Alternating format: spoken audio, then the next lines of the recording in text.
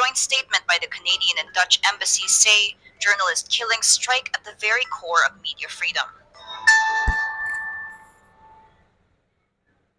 Unang slides pa lang yan about kay issue kay Percy Lapid. About dito sa ano na to.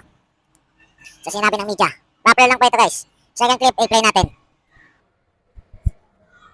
Ano ang grado na binibigay ng kabataan sa unang taon ni Pangulong Marcos? Kung classmate namin si Marcos Jr., alam namin nakakagsak siya sa kanyang performance. Kaya 5 or 10 ang ibibigay.